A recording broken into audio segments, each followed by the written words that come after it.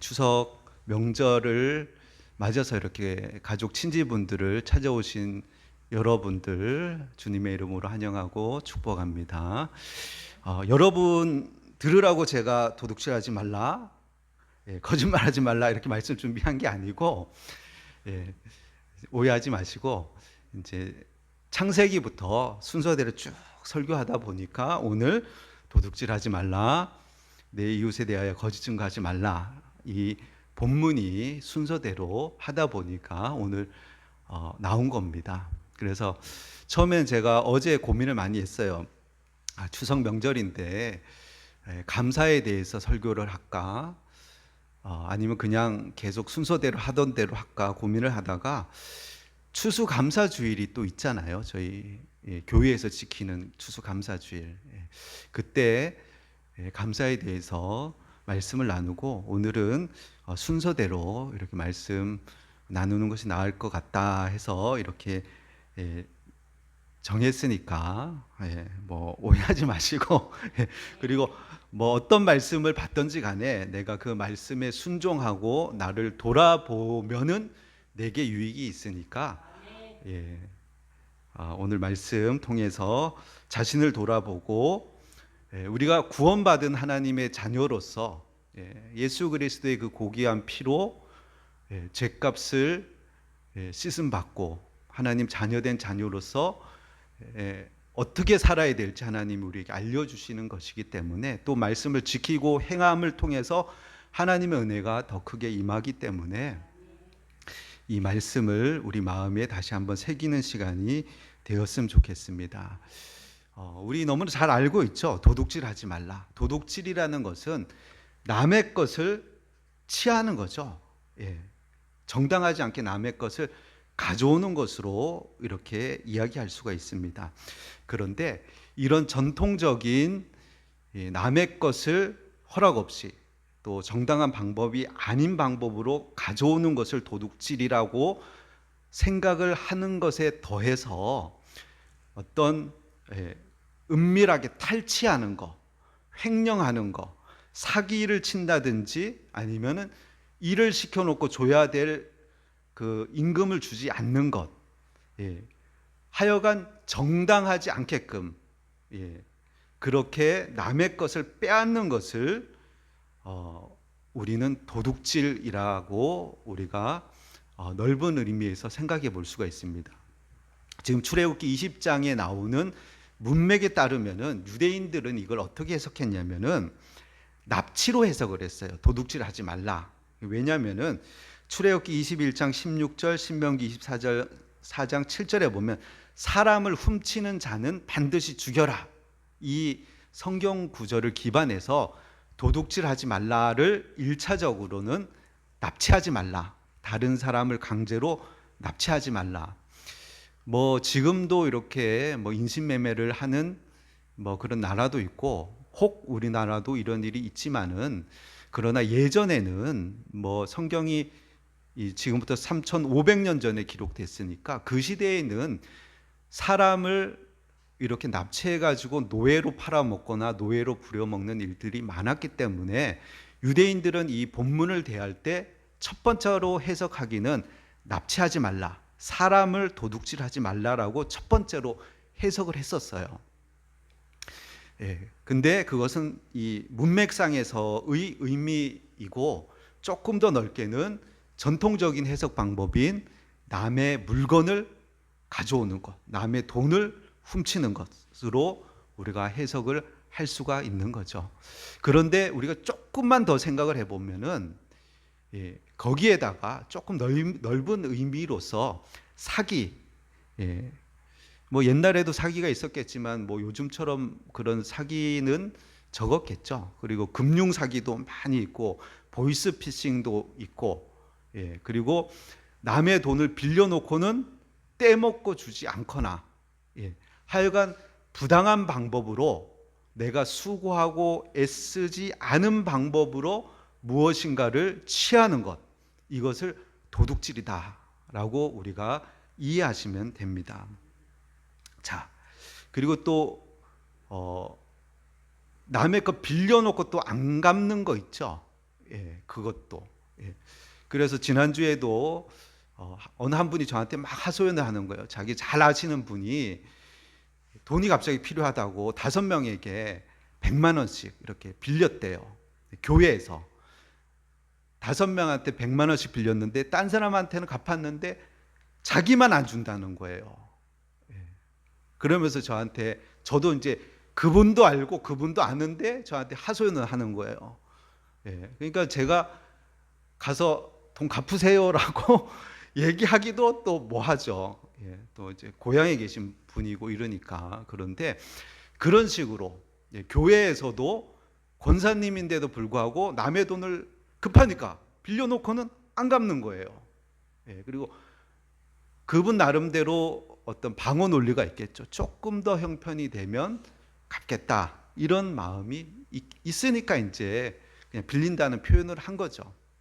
그러나 하나님 보실 때는 옳지 않다는 거죠. 그래, 부당하게 남의 걸 빌린다든지 뭐 취한다든지, 그 다음에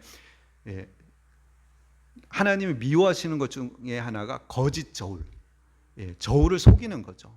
저울을 2개를 갖다 놓고 자기에게 유리한 대로 저울을 사용하는 부당한 방법으로 남의 것을 취하는 것은 도둑질이다. 하나님 그렇게 하면 안 된다. 이렇게 우리에게 명하시는 것입니다. 자, 우리가 왜 남의 것을 도둑질하느냐? 바로 우리 안에 있는 탐욕 때문에 그렇다는 거죠. 탐욕, 더 갖고자 하는 이 욕심 때문에. 우리는 충분히 잘 먹고 잘 사는 시대에 살고 있죠. 그렇다 생각하십니까? 예. 그렇다고 생각을 해요. 저는 이제 탄강촌에서 제가 자랐기 때문에 제가 이런 얘기하면 제 딸이나 제 아내는 굉장히 싫어해요. 저는 화장실 가려면 공중화장실을 갔거든요. 비 오는 날은 공중화장실 가려면 우산을 쓰고 최소한 2분 정도는 걸어갔어야 된단 말이에요.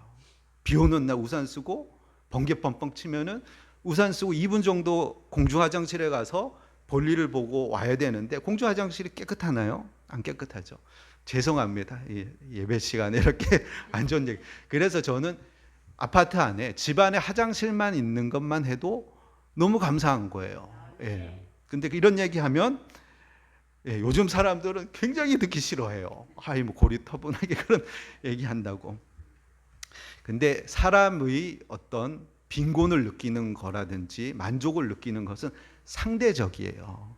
통계상으로도 미국의 극빈층하고 아프리카의 의사면은 상류층이잖아요, 거의. 누가 더 생활 시설이 더 좋을까요? 아프리카의 의사가 더 살기 좋을까요? 미국의 어떤 생활보호 대상자가 더 살기 좋을까요?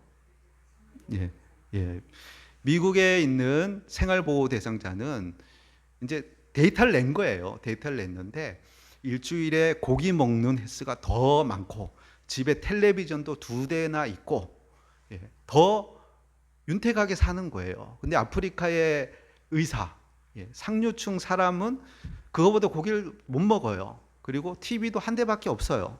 그렇게 사는데 미국의 그 생활보호 대상자는 불만이 많죠. 상대적인 박탈감을 느끼는 거예요. 저 사람은 수영장이 딸린 집에서 저렇게 리무진을 끌고 저렇게 사는데 나는 왜 이렇게 가난하게 살아 하면서 만족을 못하는 거죠. 그것이 인간의 마음이에요. 그래서 우리가 충분히 자족하고 만족하고 감사하면서 살 수도 있는데, 다른 사람이 사는 모습을 다 보면은 만족을 못하는 거예요. 요즘에 이제 한번 차들 다니는 거 한번 보세요. 보면 차들이 굉장히 커요. 근데 뭐 썬팅을 해서 잘 안 보이는데 차에서 문 내리시는 분들 이렇게 보면은 여성분들이에요. 여성분들이 차는 엄청나게 큰 거를 가지고 혼자 막 다 끌고 다니는 거예요. 그에 비해서 자신은 작은 차 타고 다니면 상대적으로 박탈감을 느끼는 거예요. 그래, 내가 이렇게 뭐 궁핍한 장가 뭐 이러면서 그것을 보상받으려는 심리 때문인지 몰라도 일단은 좋은 차를 타는 거예요. 물론 뭐 좋은 차 타는 이유는 나름대로 이유도 있고 또 사업하려면 그렇게 타기도 하고 여러 가지가 이유가 있지만, 그러나 우리 마음속에 이렇게 다른 사람하고 나를 비교하는 마음이 있다는 거예요. 그래서 자족하지 못한다는 거예요. 그러나 사도 바울은 이렇게 얘기하죠. 우리 빌립보서 4장 11절 우리 주보 뒷면에 보면 제가 기록해 놨는데, 사도 바울은 그 사람은 정말 대단한 사람이죠. 로마 시민권을 가졌을 뿐만 아니라 가말리엘 문화생으로 탑 클래스에 있는 그런 사람인데, 그는 어떤 형편에도 그가 처한 상황에 만족하며 살았거든요. 빌립보서 4장 11절 한번 읽어봅시다. 내가 궁핍함으로 말하는 것이 아니니라. 어떠한 형편에든지 나는 자족하기를 배웠노니. 그래서 이분은 어떤 형편에 있든지 가난한 사람들하고 있으면 가난한 대로, 부유한 사람하고 같이 있으면 부유한 사람대로, 그런 것들은 중요하지 않다는 거예요. 자, 그리고 디모데전서 6장 6절에 사도 바울이 디모데에게 편지를 쓰는 거예요. 그래서 디모데에게 너 이렇게 살아라라고 하면서 이렇게 기록하고 있습니다. 읽어볼까요? 그러나 자족하는 마음이 있으면 결과는 큰 이익이 되느니라. 아멘. 그래서 우리 마음에 자족하는 마음이 있어야 돼요.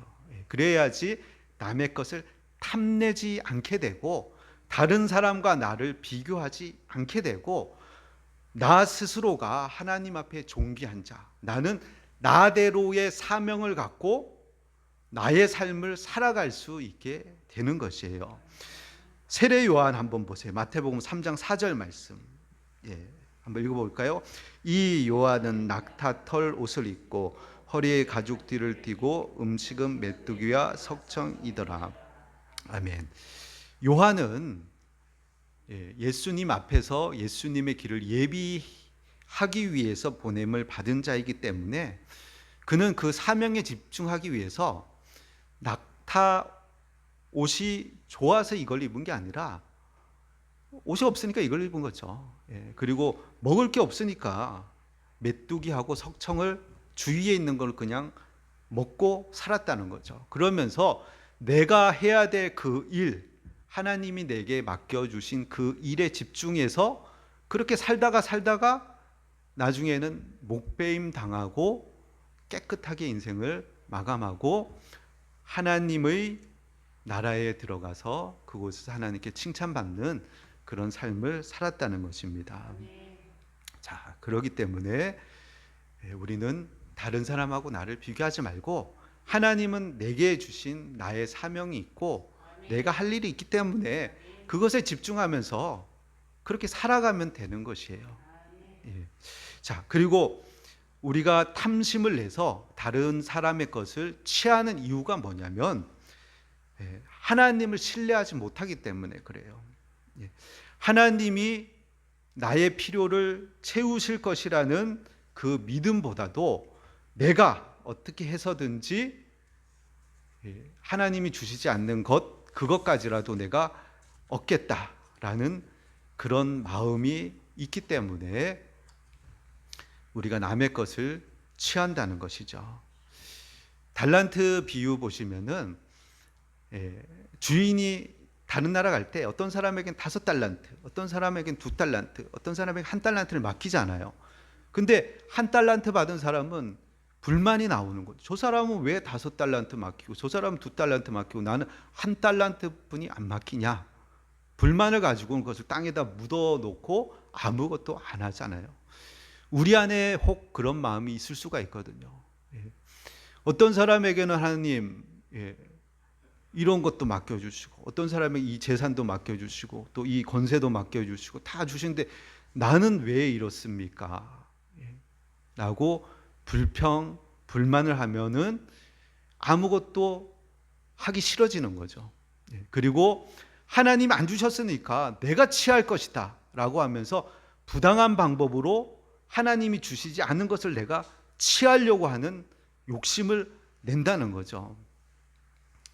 자, 그러나 우리가 잊지 말아야 될 것은 하나님은 결코 사람을 차별하지 않으셔요. 예, 하나님은 공평하셔요. 예.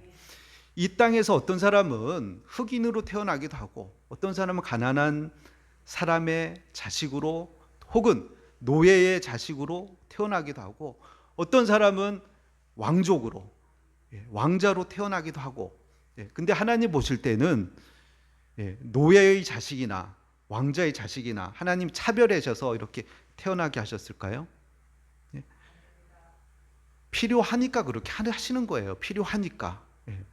단지 내가 노예의 자식으로 태어난 것에 대해서 내가 이제 힘들고 내가 괴로우니까 그것에 대한 불만이 나올 뿐이지 하나님은 이 사람도 귀하고 이 사람도 하나님의 형상으로 빚어진 존귀한 자라는 거예요. 그래서 이 땅에 사는 동안만 각각의 처지와 환경 가운데 어떤 사람은 5달란트 받은 사람으로 어떤 사람 1달란트 받은 사람으로 살다가 천국에 가면은 하나님의 나라에 가면은 평등하게 동일한 하나님의 자녀로 복락을 누리시게끔 하시는 것이거든요.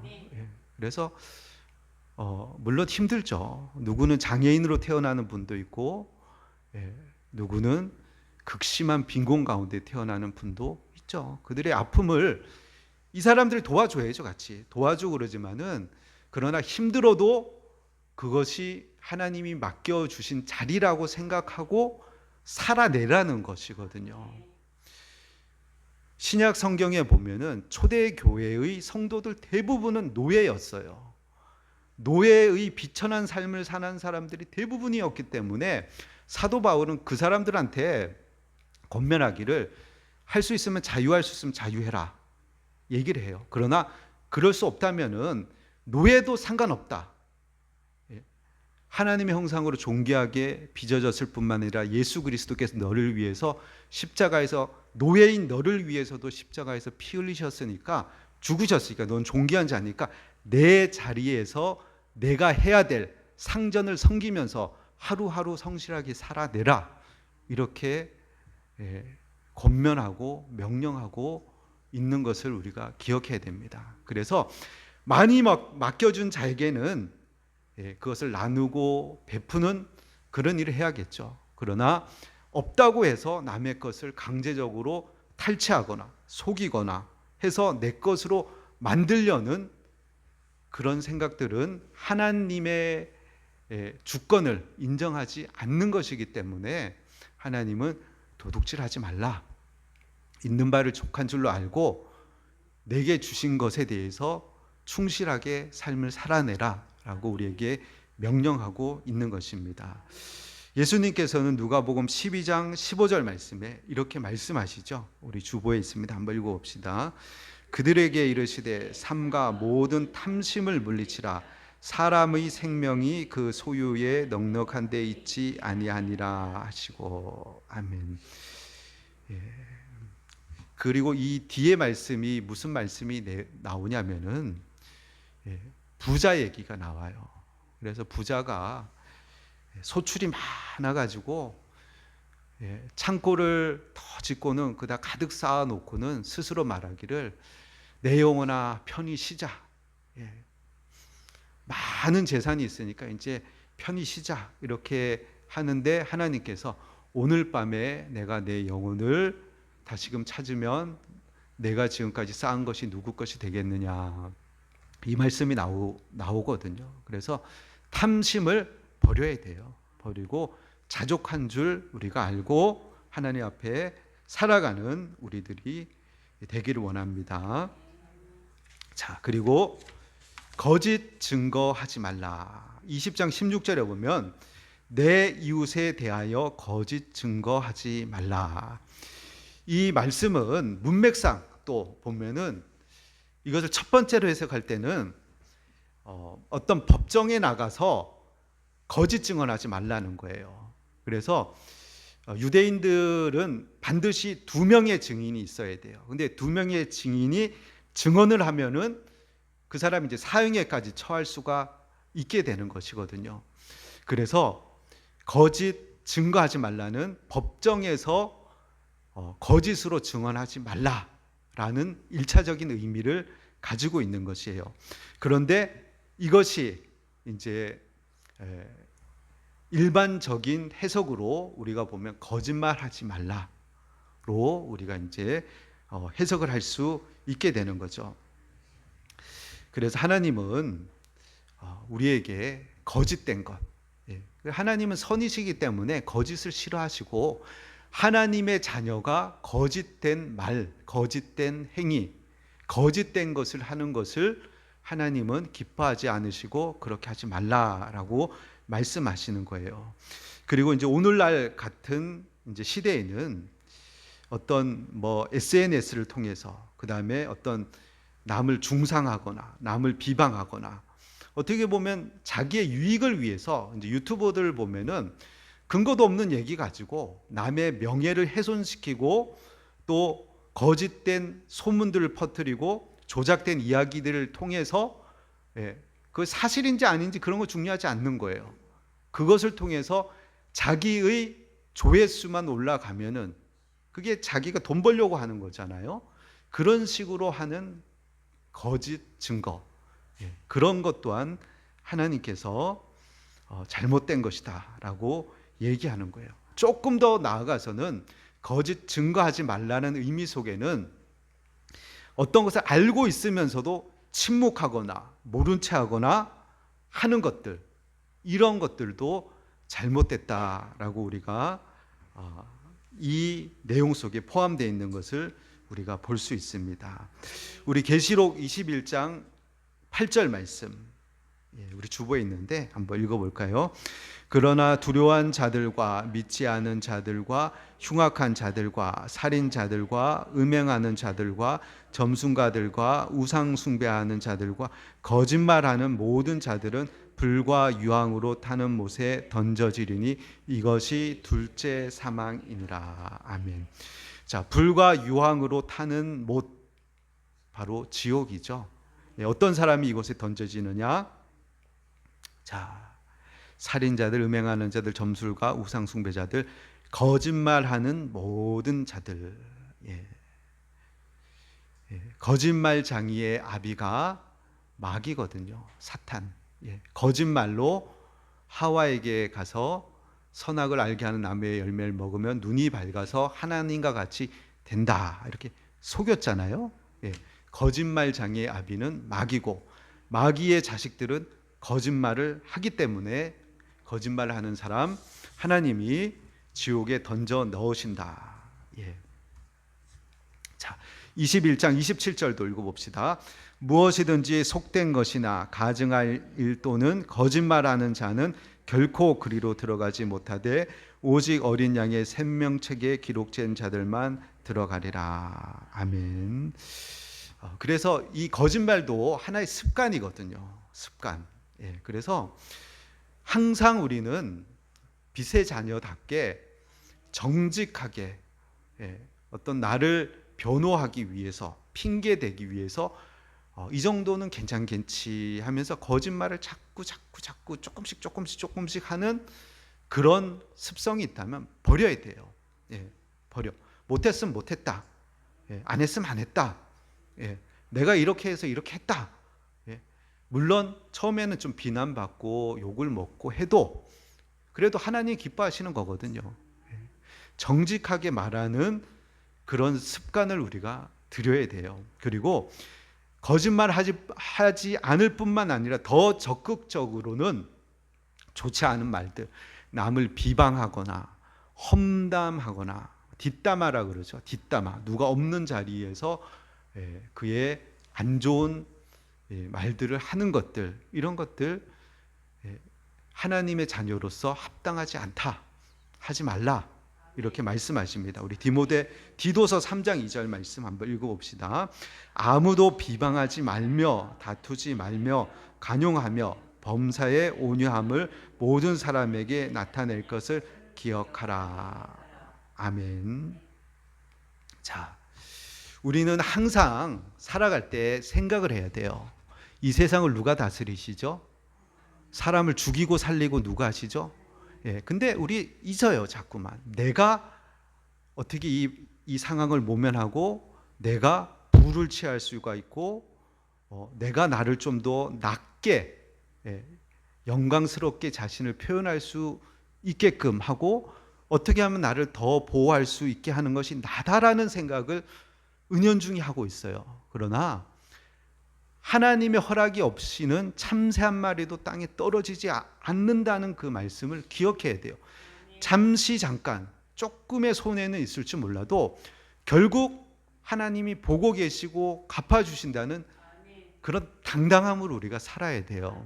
그래서 거짓말 같은 거 버리고, 예, 내가 무엇을 임의대로 취하려고 하는 도둑질 버리고, 하나님이 하라고 살라고 하시는 대로 정정당당하게 도둑질하지 말고 거짓말하지 말고 하나님 앞에서 하나님이 갚아주신다라는 그 믿음을 갖고, 예, 힘들고 어려워도 좁은 길로 살아가는 저와 여러분이 되길 예수님의 이름으로 축원드립니다.